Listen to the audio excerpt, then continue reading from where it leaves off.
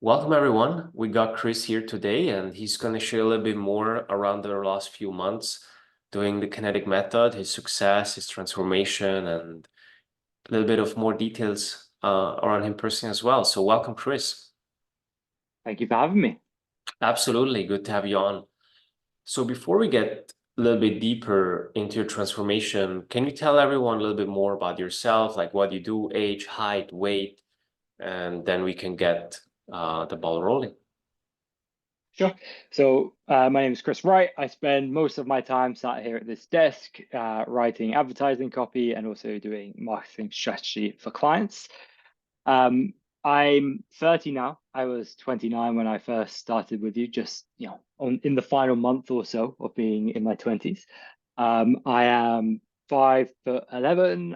I am or 5'10", one of them. I am now around 70 kilos, which is what, 145 pounds, something like that. But where I originally started was at pretty much 80 kilos, 165 pounds. Nice. So, if you think back about programs and diets that you tried before, what would you say was different with this approach? So different with this approach, I guess I'll preface it by saying a lot of what I've done in the past has been very much kind of willpower based or uh, me not having a clue and putting a bunch of things together and sometimes seeing success, sometimes not. With this one, what was different, or the most important thing to me anyway, was the concept of like insulin and how that affects hunger. That's the big breakthrough for me personally, where previously when I had lost weight and of course put it all back on, my first meal of the day was an egg sandwich, and that was what I ate every day because it was standardized and eggs and protein and so on. But it made me really, really hungry because it had a lot of bread, carbs. And so I guess that spiked my insulin, and then it made me ravenous for the rest of the day. And it was very much willpower based, and that became torturous and unpleasant. Whereas this time around, first meal of the day is, if I'm doing a workout, I'll eat carbs, sure. If I'm not, it's fats and proteins, and that's really good. It just doesn't trigger my hunger at all, and I'm able to, not have the cravings. That would be the key one. The other factor, or the other thing that is different, is really the concept of like you need to still train hard and try and lift heavy weights as much as you can in a deficit, to maintain the muscle mass and ultimately achieve the body you want. And finally, just kind of how easy it is. Once you've done the first week where you've looked at the program, it's like you don't even have to think about it anymore. It's just automatic. You just eat what you're supposed to when you're supposed to, and there's no dramas, no hassle. Yeah, and I like how you said before it was very willpower-based weight loss, where the moment you remove willpower from the equation, the weight slaps back. Where here we kind of phrase it as, and I think you and I appreciate that as marketers, willpower-free weight loss. So Mm. there you can remove willpower, add it to the equation, but it will not impact your results. And I think that's important because if the equation is only built on how hard you work, then eventually that will fade away.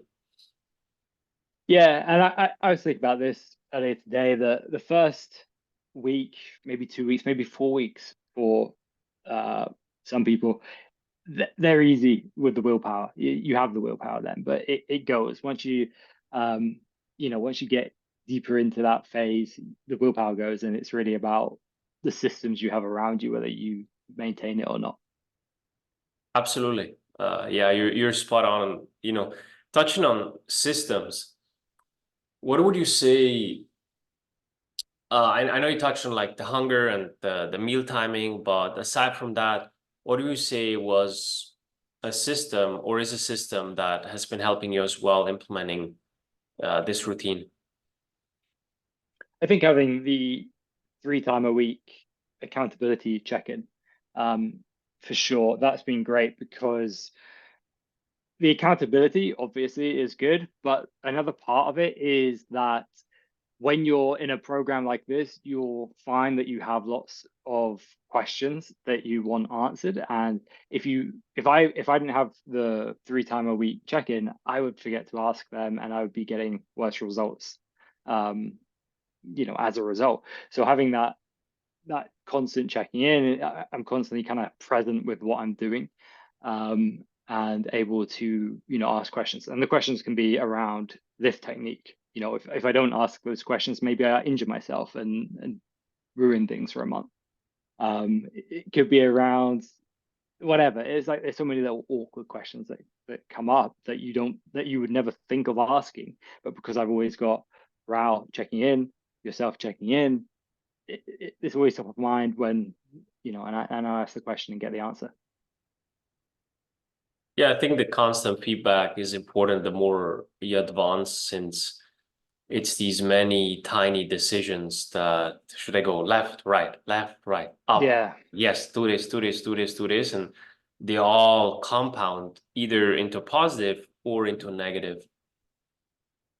yeah, for sure. And so that's probably the main system. There's other kind of, more smaller systems which around, um, when you take your supplements and so on, because I think you yourself are obviously a big advocate of kind of optimization, but I think the priority for you is advocacy of whatever it is. So it's trying to be optimal, but also making sure that that optimization can be sustained long term. I agree. So a lot of guys watching this want to see or hear more about the results. You talked a little bit before about the starting weight and the current weight. If you can walk us through that, maybe like the amount of weight you lost and energy, performance, like what were some of the results that you say, hey, like I'm very happy that I achieved those during this short time. Yeah, sure. So for context, it was about what 3, 4 months ago that I signed up with you. I had about 8 months prior to that, I had my first child, and I wasn't, super fat when I had my first child or whatever. But I started to put on a little bit of baby weight. Still not super fat, but definitely overweight and not liking what I saw in the mirror. Eventually had, just checked in on the scale and in the mirror and just didn't like what I saw at all. At the same time, I've got my little boy there and I'm looking forward to doing sport and activities and walking and whatever else with him when he, grows up, and continuing to have that relationship. And so that was the moment where I was really like, okay, got to do something about this. And so having just seen your name around, I didn't really think too much. I just signed up. And then, so that was like, yeah, as I say, 80 kilos, whatever that is in pounds. For my frame, it was definitely carrying too much weight, pretty much, well, no definition beyond, uh, very limited definition, if any at all. Probably, I think you said we estimated around 21% body fat. And really, I've said about having my little boy there, it wasn't just about that moment. It was also extrapolating my future. It was like, am I going to be with my kid, active, healthy, a role model, or are things, the other path, are things going to get worse? And where I keep putting on tiny bit of weight every month, and it just compounds, and you become, even worse, and something you don't want to be. So that was the before. Also zero energy, zero motivation, combined with some kind of high work stress around the time. I was pretty beaten up. I would say I was getting sick quite frequently as well. Minimal libido. Yeah, not great. And the energy one is a big part of it as well. I thought if I could lose weight, if I could optimize my hormones, then the energy would come back and I would have that kind of zest for life again. Because ultimately, I was just about to turn 30, but I'm still not viewing, I still don't see that as a reason why I shouldn't be full of energy and full of life. Fast forward to today, we lost over 10 kilos in the cut, so over 20 pounds in the fat loss phase. Um, did it pretty quick, I think. I think it was maybe 10 weeks, 12 weeks, something like that. Oh, and I should also say, right in the middle of that weight loss, I had a all-inclusive vacation. And I went there thinking I'm going to be good and disciplined, and it fell apart on the very first day. The sun is out. I live in the UK. I don't get too much sun. Sun's out. I want a beer in my hand. I want some ice cream, and I fell apart completely. But the fact that the program is what it is, I got home and completely just picked up again, and the weight fell off. So fast forward to today, I'm in great shape, the shape of my life. Never been in better shape, even when I was more active as a teenager.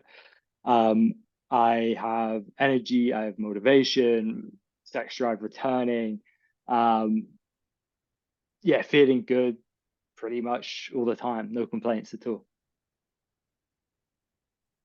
Very beautiful, and I can feel you with the lack of sun and the Yeah. motivation there. For as I was living for many years in a cold country as you do. I know you said you were watching my stuff for a while, and then you decided to give it a go. Were you like skeptical that this could work for you? Um, Not really, to be honest. Like I I don't know. I had no skepticism.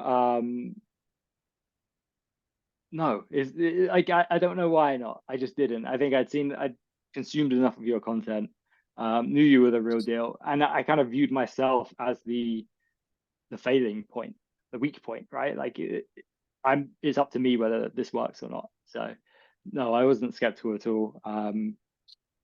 So yeah. Cool. And for anyone watching this, maybe a little bit on the fence, like they should join, they can do it on their own. Like, what would you tell them? Um, if they're thinking they can do it on their own, I would say, why haven't you yet? Because if you're consuming your stuff marrow, it's like they haven't achieved what they want to achieve yet, and they so why haven't you yet? That would be the first one. I would also say that it's just you can spend a lot of time and money and effort and energy on trying to figure stuff out yourself, and you end up getting worse results and often expending more resources, whether that is time, money, just mental effort. And so I think it always pays to work with people that know what they're doing and literally do it every single day with hundreds of men and women. Um, and then finally, I would also add that getting into great shape is a desire that a lot of people have, but a lot of people spend their entire life chasing it. So I don't know about you, but I wouldn't want to spend the next 30 years of my life keep trying to do things myself, not have any success, and then be looking back 30 years and thinking, oh, 30 years ago, I should have, actually worked with someone that knew what they were doing. It was a waste of life. We want to be in great shape. We want to be in great shape as soon as possible. The only way to do that is through working with yourself. Yeah, you made a good point. You know, you're very young. A lot of guys join the program 10, 20, maybe even 30 years later than you. And when I ask them, like, what would you have done differently? It's like, I wish I had found this sooner, or I wish I joined this sooner. So yeah, your assessment here, advice is spot on.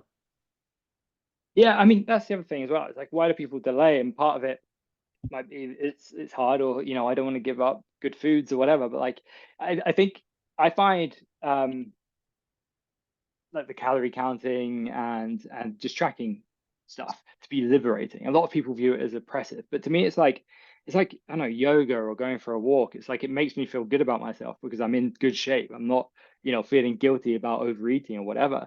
And yet within my calories, I can still find, like this past weekend, I had a massive McDonald's. It's not the best food at all, but I still found room in my macros without blowing anything up, without making myself fatter or more unhealthy, to make it work for a treat, So all this stuff is liberating, and you have to put in work, you have to want it, but the rewards are to look like you want to look like, to feel the way you want to feel.